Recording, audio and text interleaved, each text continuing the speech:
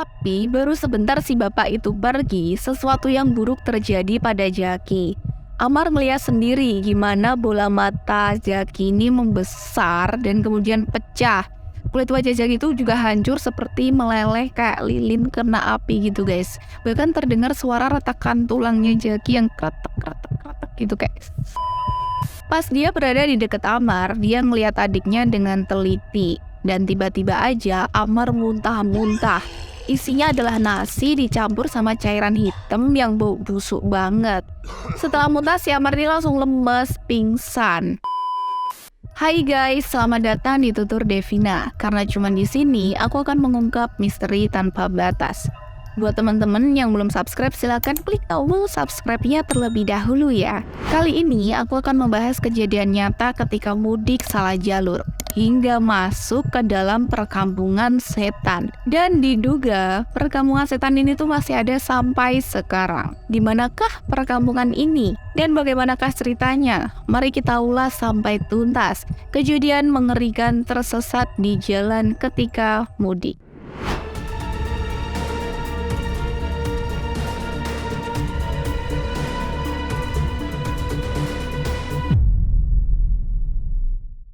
Kejadian nyata ini terjadi tepat 3 hari sebelum memasuki bulan puasa. Ada 2 orang laki-laki sahabatan nih, sebut saja si Amar dan si Jaki. Mereka berdua ini merupakan pemuda rantauan dan udah lebih dari 2 tahun tuh mereka nggak pulang-pulang ke rumah ketika bulan Ramadan. Mumpung tahun ini mereka bisa pulang, ya kesempatan ini dimanfaatkan sama mereka berdua untuk pulang ke rumah dan bertemu dengan keluarga tercinta.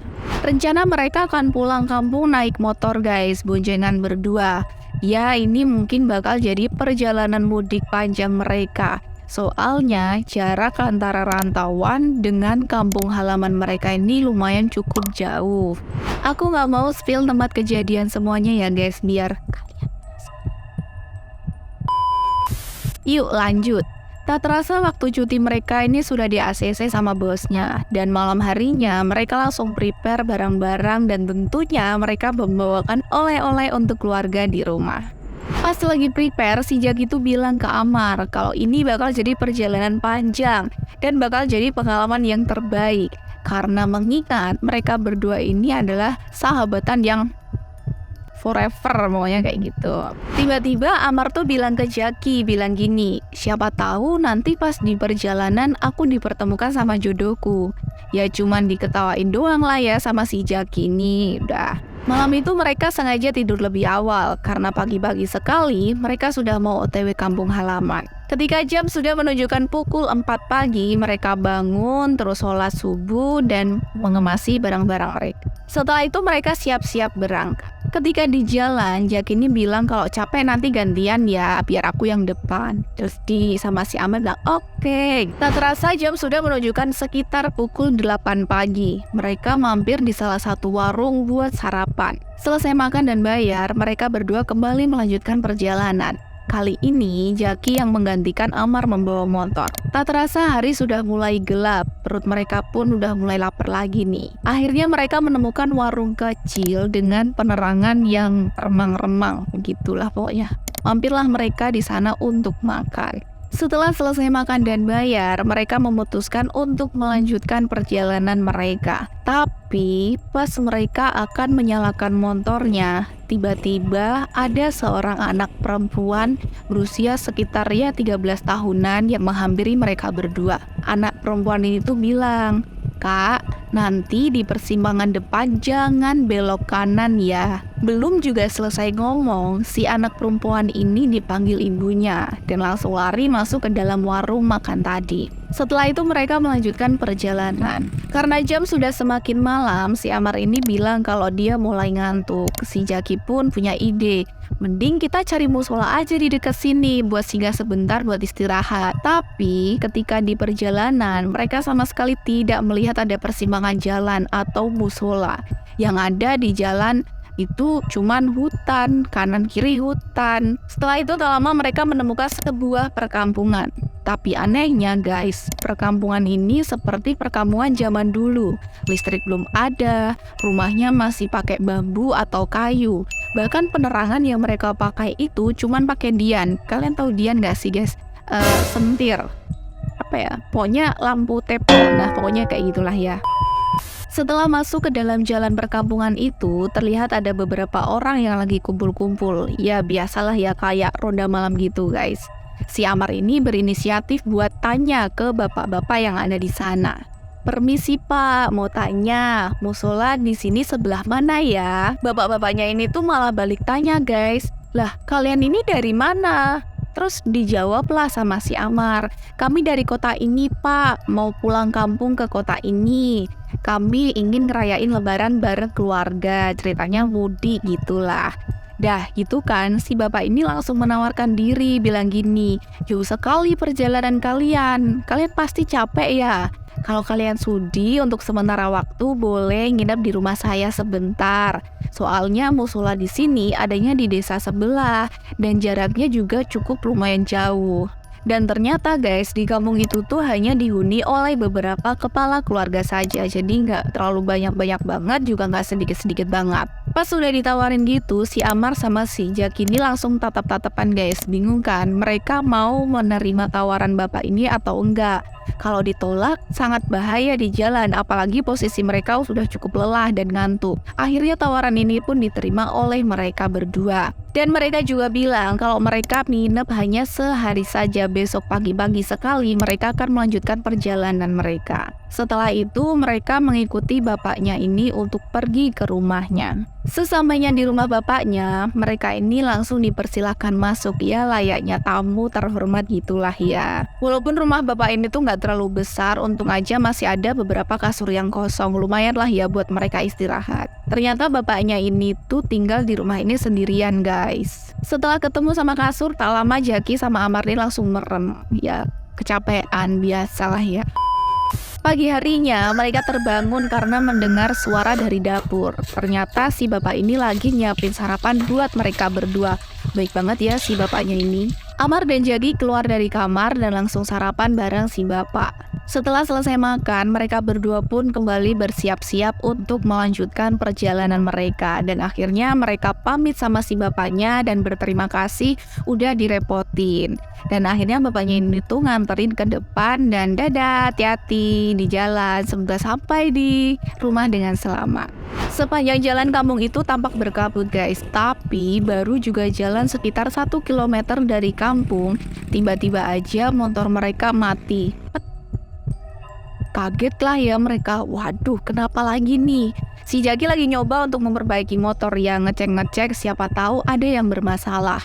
Si Amar langsung bilang ke Jaki, mendingan kita balik ke rumah bapak itu tadi aja, sekalian tanya di mana bengkel di daerah sini. Mereka berdua ini tuh sempat berdebat kecil, si Amar ngide balik ke rumah bapaknya, tapi si Jaki ini gak mau ngerepotin terus si bapaknya gitu. Karena dia nggak tahu mau gimana lagi, si Jaki ini akhirnya nurut sama si Amar buat balik ke tempat bapaknya tadi. Mereka nuntun motor mereka berdua. Ketika sampai di rumah bapaknya, pas banget bapaknya ini lagi nyapu di depan halaman rumahnya. Ditanyain lah ya sama bapaknya, loh kenapa motornya kok dituntun? Si Jaki bilang, ini Pak motornya macet, bengkel daerah sini di mana ya Pak, biar kami ke sana. Si bapak ini bilang kalau di daerah sini tuh gak ada bengkel, tapi ada orang yang bisa memperbaiki motor ini, cuman gak bisa hari ini deh, kemungkinan besok pagi baru bisa dibenerin. Dah tuh kan, akhirnya mereka setuju untuk singgah sehari lagi di rumah bapaknya. Dan hari itu mereka menghabiskan waktu sepanjang hari untuk beristirahat serta membantu sedikit pekerjaan si bapaknya. Dan malam harinya mereka diajak oleh si bapak ini untuk pergi ke sebuah acara pernikahan buat kondangan. Tapi ada yang aneh guys. Iya gimana nggak aneh ya? Orang kalau bikin acara pernikahan pasti bahagia kan, bisa dilihat dari mukanya. Tapi ini tuh enggak guys, muka para tamu ini terlihat datar, tanpa ekspresi. Bahkan para tamu ini tuh nggak saling ngobrol satu sama lain. Biasanya kan kalau ibu-ibu ngumpul ngerumpi gitu kan, ini tuh nggak, diem, mukanya datar gitu. Tapi itu tuh nggak dipikirin sih sama si Amar. Amar ini terlihat menikmati acara itu. Bahkan si Amar ini sempat kenalan sama cewek di sana guys. Setelah kenalan, kok kayaknya si Amar ini mulai ada benih-benih cinta gitu guys sama si ceweknya ini. Ya bisa dibilang cinta pada pandangan pertama. Ya gimana gak jatuh cinta, ceweknya ini sikapnya sopan santun, lemah lembut, cantik lagi guys. Gimana gak naksir coba si Amar ini. Dan sepertinya ceweknya ini juga mulai ada kesemsem juga nih sama si Amar. Sampai-sampai si Amar ini dikenali sama kedua orang tuanya si ceweknya, yang kebetulan juga ikut kondangan di tempat yang sama. Dah tuh kan, setelah ngobrol ngalor ngidul, si Amar ini punya ide. Dia ingin melamar ceweknya di hadapan keluarga si ceweknya. Si Amar ini cerita kan guys sama si Jaki, besok aku mau ngelamar cewek, Jaki itu. Kagetlah si Jaki ini. Gila lu ya, baru juga kenal udah mau ngelamar anak orang aja. Si Amar ini bilang, ya jodoh gak akan kemana sih ya. Dan setelah itu mereka diajak pulang oleh si bapak karena udah terlalu malam. Ketika sampai di rumah, si Amar sama bapaknya ini langsung tidur. Sementara si Jaki belum bisa merem. Dia ini lagi ngecil, dudukan di depan rumah bapaknya sambil ya sebat-sebat dikit. Tiba-tiba dia ngelihat ada kabut tebel di hadapan rumah bapak ini. Tapi dah lah, itu gak terlalu dipikirin sama si Jaki. Terus akhirnya dia masuk ke kamar buat tidur istirahat.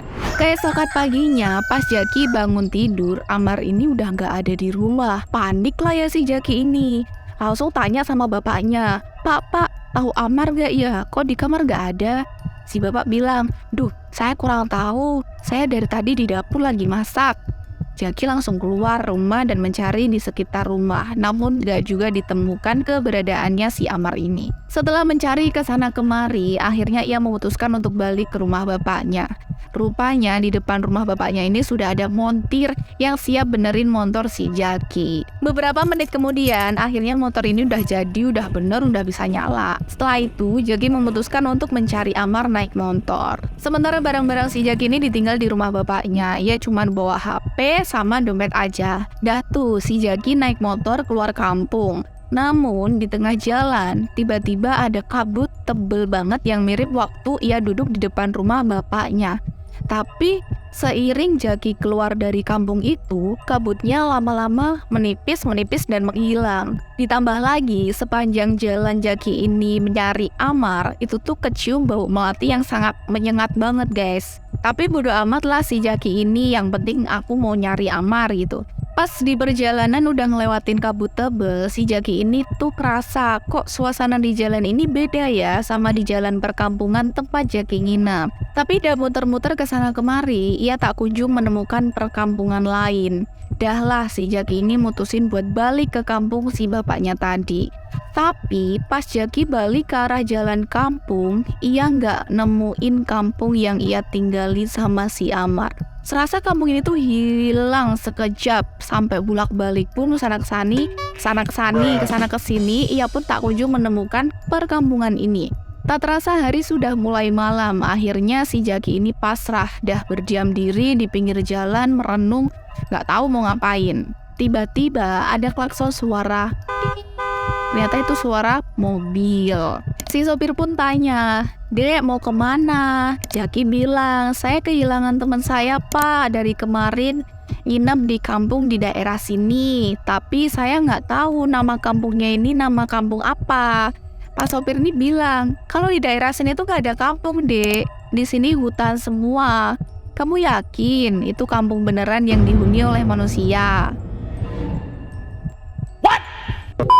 Ternyata Pak sopir ini udah sering lewat jalan ini bolak-balik guys ya, cukup lama sih, sekitar 15 tahunan bapak ini mondar-mandir lewat jalan ini. Dan jalan ini memang dikenal sebagai jalan yang angker. Soalnya di daerah sini sering banget terjadi kecelakaan, entah itu untuk tunggal atau yang lainnya.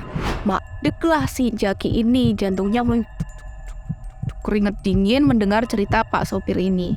Pak sopir ini juga berbaik hati, ia mau nolongin si Jaki buat nyariin si Amar temennya. Si Jaki akhirnya ikut si supir naik mobil dan tak lama mereka sampai di kampung dan untungnya Pak sopir ini kenal dengan salah satu warga di sana kalau ini kampung beneran guys. Jaki langsung diberikan minum dan diberikan makan, setelah itu ditemukan dengan tetua kampung yang ada di sana. Jaki pun menceritakan semua yang terjadi. Setelah itu Pak tetua kampung mengumpulkan masyarakat untuk mencari keberadaan si Amar. 3 hari 3 malam sudah pencarian terhadap Amar, namun hasilnya nihil, nggak ada hasil. Beberapa warga sudah mulai pasrah dan berhenti untuk ikut mencari si Amar. Hingga yang tersisa yang masih ikut melakukan pencarian ini hanya beberapa orang saja, termasuk Pak tetua kampung, Pak sopir, sama si Jaki. Pada hari keempat pencarian Amar, tim pencari terpaksa menghentikan pencarian karena pada waktu itu turun hujan yang sangat deras banget. Namun ketika mereka akan pulang, tetua kampung ini ngeliat ada seseorang yang berjalan dari arah hutan. Dan setelah disenterin, ternyata itu adalah si Amar. Tanpa babi bu, sat-sat Jaki langsung lari nyamperin si Amar. Kondisi Amar saat itu sangat memprihatinkan guys. Mukanya pucat, tubuhnya gemeter, sekujur badannya luka-luka. Dan bau amis di badannya si Amar ini kayak bau lendir-lendir darah gitu. Pokoknya jijik gak sih? Pokoknya serem pokoknya gitu.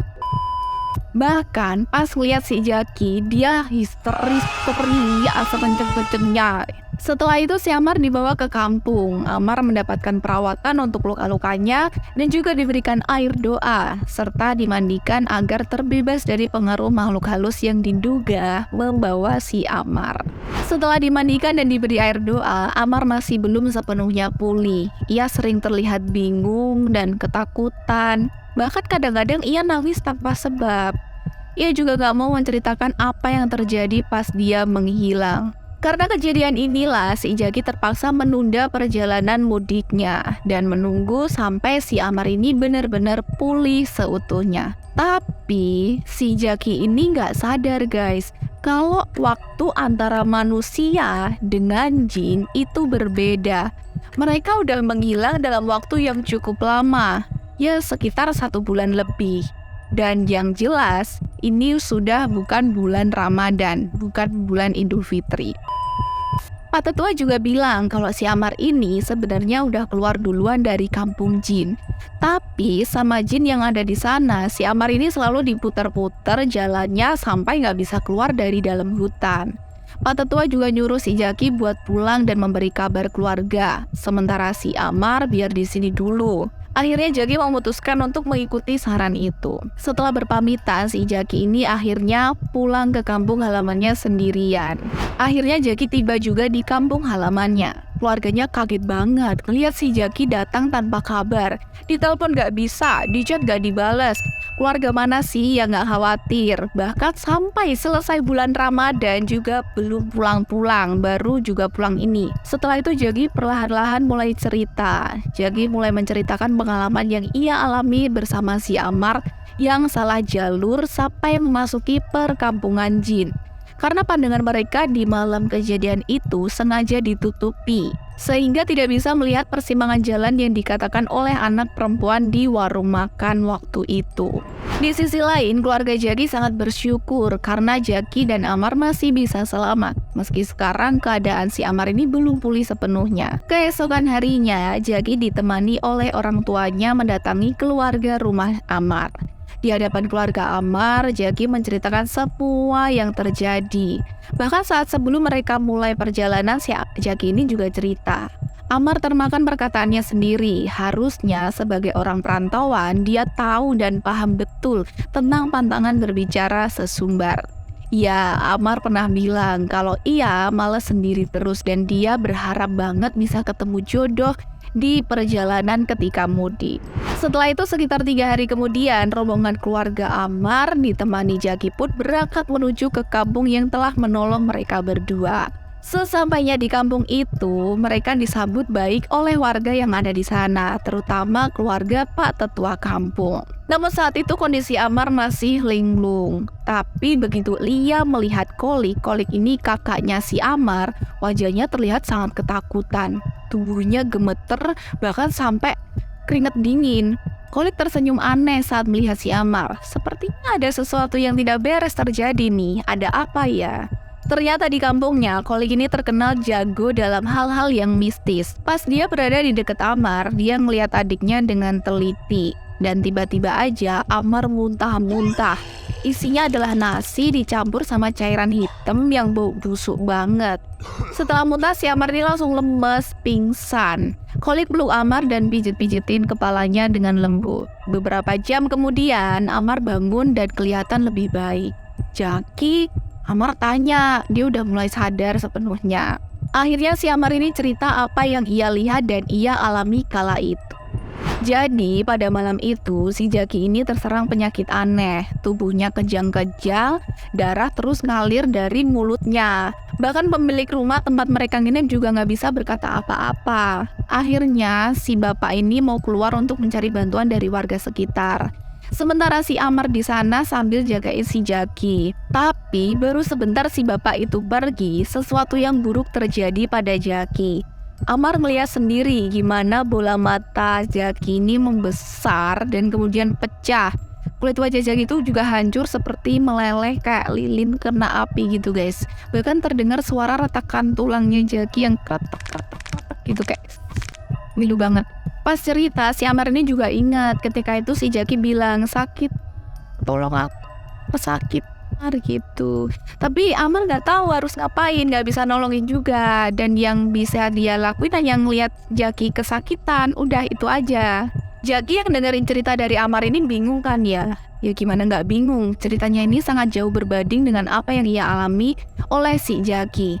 Jaki nggak bisa berkata apa-apa karena apa yang diceritakan si Amar itu sama sekali tidak terjadi pada dirinya.